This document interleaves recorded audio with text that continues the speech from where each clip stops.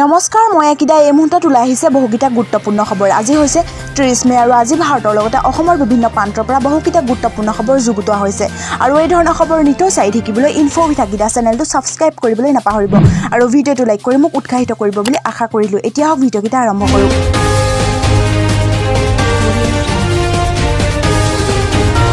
এটা লিচু হ'ব পাৰে মৃতদূত।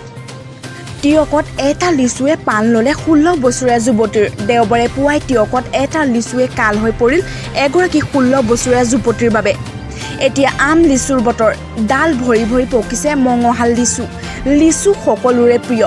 দেখিলেই জিভাৰ পানী পৰে পকি ৰঙা হৈ থকা লিচুবোৰ।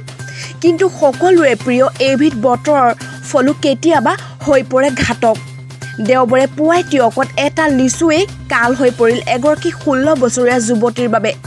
টিয়ক আৰক্ষী থানাৰ অন্তৰ্গত কাকজান সোণাৰী গাঁৱৰ জিতেন বৰুৱা নামৰ লোকজনৰ কন্যা প্ৰিয়া বৰুৱাই পিতৃয়ে বজাৰৰ পৰা অনা এটা লিচু খাওঁতে সংঘটিত হ'ল এক মৰ্মান্তিক ঘটনা। হঠাৎ লিচুটো ডিঙিত লাগি ধৰে যুৱতীগৰাকীৰ।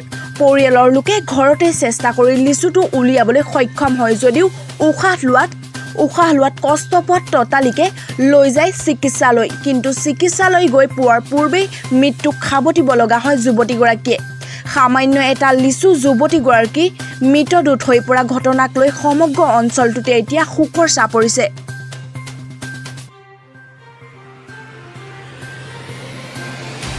প্ৰধানমন্ত্ৰীৰ ভৰি চুব পাৰোঁ কিন্তু অপমান সহ্য কৰিব নোৱাৰোঁ।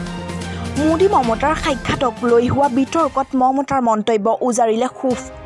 প্ৰধানমন্ত্ৰী আৰু মুখ্যমন্ত্ৰীৰ বৈঠকত বিজেপি নেতা আৰু ৰাজ্যপালক আমন্ত্ৰণ কৰাৰ বাবেই ক্ষুব্ধ হৈছিল বুলি ক্ষোভ উজাৰিছে মুখ্যমন্ত্ৰী মমতা বেনাৰ্জীয়ে।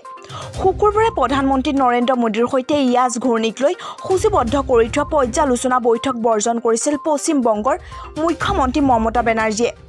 মমতাই বৈঠক বৰ্জন কৰাৰ পাছতে সমগ্ৰ দেশত সৃষ্টি হয় তীব্ৰ প্ৰতিক্ৰিয়া। বিজেপিয়ে চোকা বাক্যবাণীৰে থকা চৰকা কৰে মমতাক। দেশজুৰি বিতৰ্কৰ পাছতে শনিবাৰে মমতাই ক'লে, যদি মোৰ ৰাজ্যৰ মানুহৰ কল্যাণৰ বাবে প্ৰধানমন্ত্ৰীয়ে তেওঁ ভৰিও চুব ক'লেহেঁতেন তেনেহ'লে মই তেওঁ ভৰি চুলোহেঁতেন, কিন্তু মোক অপমান কৰিব নোৱাৰিব। প্ৰধানমন্ত্ৰী আৰু মুখ্যমন্ত্ৰীৰ বৈঠকত বিজেপি নেতা আৰু ৰাজ্যপালক আমন্ত্ৰণ কৰাৰ বাবে ক্ষুব্ধ হৈছিল বুলি ক্ষোভ উজাৰিছে মুখ্যমন্ত্ৰী মমতা বেনাৰ্জীয়ে। মুখ্যমন্ত্ৰী মমতাই পশ্চিম বংগৰ মুখ্য সচিব আলাপান বন্দ্যোপাধ্যায়ক বদলি নকৰি পুনৰ ৰাজ্যখনলৈ ঘূৰাই পঠিয়াবলৈও প্ৰধানমন্ত্ৰী মোদীক আহ্বান জনায়। জানিব পৰা মতে বৈঠকলৈ অহা পশ্চিম বংগৰ ৰাজ্যপালকে ধৰি বিজেপি নেতা কেইগৰাকীক অযথা আধা ঘণ্টাৰো অধিক সময় অপেক্ষা কৰাই ৰাখিছিল মমতা বেনাৰ্জীয়ে। ইমানেই নহয়, কোঠাত প্ৰৱেশ কৰিয়ে মাত্ৰ কেইমিনিটমান থাকি প্ৰধানমন্ত্ৰীক ক্ষয় ক্ষতিৰ নথিপত্ৰৰ টোপোলা এটা দি ওলাই গৈছিল হেনো মুখ্যমন্ত্ৰী মমতা। আনকি সেই সময়ত ঘূৰ্ণিৰ ফলত হোৱা ক্ষয় ক্ষতিৰ ডিজিটেল উপস্থাপনৰ কাম কৰাটো হকা বাধা দিছিল হেনো মমতাই। একাংশই চৰ্চা কৰা মতে মমতাৰ খং উঠাৰ কাৰণ হ'ল নন্দীগ্ৰামত যাৰ হাতত নিৰ্বাচনত পৰাজিত হৈছিল সেই শুভেন্দু অধিকাৰীকো আমন্ত্ৰণ কৰা হৈছিল বৈঠকত। শুভেন্দু অধিকাৰী বংগ বিধানসভাৰ বিৰোধী দলৰ নেতা আছিল। বিপদত এতিয়া বাবা ৰামদেৱ। যোগগুৰুৰ বিৰুদ্ধে 1 জুনত দেশজোৰা বিক্ষোভ। বাবা ৰামদেৱৰ এলোপেথী চিকিৎসা বিতৰ্কৰ অন্ত ক'ত? যোগগুৰু বাবা ৰামদেৱৰ সন্মুখত ইণ্ডিয়ান মেডিকেল এছ'চিয়েশ্যনৰ পিছত এইবাৰ থিয় হৈছে federation of all India medical association. সংস্থাটোৱে বাবা ৰামদেৱে সস্তীয়া প্ৰচাৰৰ বাবে আধুনিক চিকিৎসা ব্যৱস্থাক ধাৰাসাৰ আক্ৰমণ কৰি আছে বুলি উল্লেখ কৰি তেওঁক ক্ষমা খোজাৰ দাবী জনাইছে। আনহাতে আন এটা সংগঠন ফেডাৰেশ্যন অফ ৰেচিডেণ্ট ডক্টৰ্ছ এছ'চিয়েশ্যনে 1 জুনত ৰামদেৱৰ এলোপেথী চিকিৎসা পদ্ধতিক লৈ কৰা মন্তব্যৰ বিৰুদ্ধেও দেশজুৰি বিক্ষোভ প্ৰদৰ্শন কৰিব। এই দিনটো কলা দিৱস ৰূপে সংস্থাটোৱে পালন কৰিব বুলি জানিব পৰা গৈছে। RDA ৰাইজৰ সন্মুখত বাবা ৰামদেৱক চৰ্তহীন ক্ষমা খোজাৰো দাবী জনাইছে। উল্লেখ্য যে শেহতীয়াকৈ বাবা ৰামদেৱে এলোপেথী ঔষধৰ ওপৰত বিতৰ্কিত মন্তব্য দিয়াৰ লগতে ডক্টৰ তথা আধুনিক চিকিৎসা বিজ্ঞানক ধাৰাসাৰ আক্ৰমণৰ লক্ষ্য কৰি লৈছে। আজি এই অভিনেতা আমিৰ খানকো বিতৰ্কৰ মাজত টানি আনে।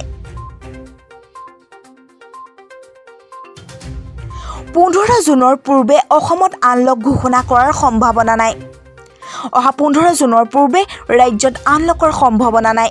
শনিবাৰে গুৱাহাটীত আয়োজিত এখন সংবাদ মেলত মুখ্যমন্ত্ৰী ডক্টৰ হিমন্ত বিশ্ব শৰ্মাই এই কথা স্পষ্ট কৰি দিয়ে।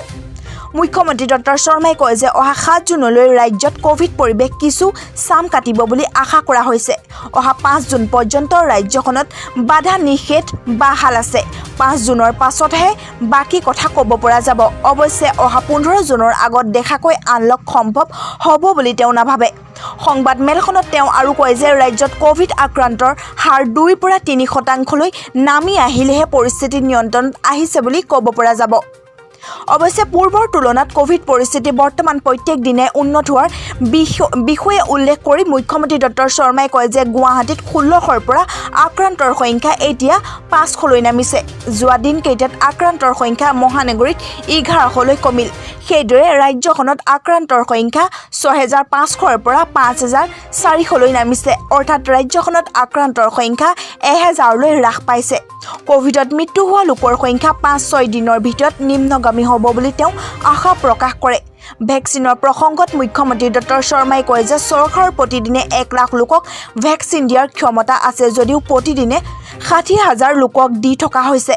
ইতিমধ্যে ৰাজ্যখনত 40 লাখৰো অধিক লোকক ভেকচিন দিয়া হৈছে। গুৱাহাটী মহানগৰীত বসবাস কৰা 12 লাখ লোকৰ ভিতৰত 5 লাখ লোকক ইতিমধ্যে ভেকচিন দিয়া হৈছে। অহা 15-20 দিনৰ ভিতৰত এই সংখ্যা আৰু বৃদ্ধি পাব। এই সম্পৰ্কত তেওঁ আৰু কয় যে ভাৰত চৰকাৰে জনোৱা অনুসৰি চলিত মে' মাহত দেশত 7 লাখ ভেকচিন উৎপাদন হৈছে। অহা জুন মাহত 8ৰ পৰা 9 লাখ ভেকচিন উৎপাদন হ'ব। জুলাই মাহত ভেকচিনৰ উৎপাদন দুগুণ হ'ব। সেয়েহে জুনৰ পৰা জুলাইৰ ভিতৰত ভেকচিন পৰ্যাপ্ত হ'ব। অহা ডিচেম্বৰ মাহৰ ভিতৰত দেশৰ প্ৰতিগৰাকী লোকে ভেকচিনৰ 2টাকৈ ড'জ পাব। ভেকচিনৰ দ্বিতীয় ড'জ নোপোৱা বুলি একাংশই কৰা অভিযোগৰ প্ৰসংগত তেওঁ কয় যে কোভিচিল্ডৰ ক্ষেত্ৰত প্ৰথমটো ড'জ লোৱাৰ 3 মাহৰ পাছত দ্বিতীয়টো ড'জ ল'ব লাগে। কোভাক্সিনৰ ক্ষেত্ৰত 28 দিনৰ পৰা 42 দিনৰ ভিতৰত দ্বিতীয়টো ভেকচিন ল'ব লাগে। কিন্তু বহুতে প্ৰথমটো ভেকচিন লোৱাৰ 28 দিন হোৱাৰ লগে লগে দ্বিতীয়টো ভেকচিন বিচাৰে। অৰ্থাৎ দ্বিতীয়টো ড'জৰ বাবে 42 দিন পৰ্যন্ত সময় থাকে।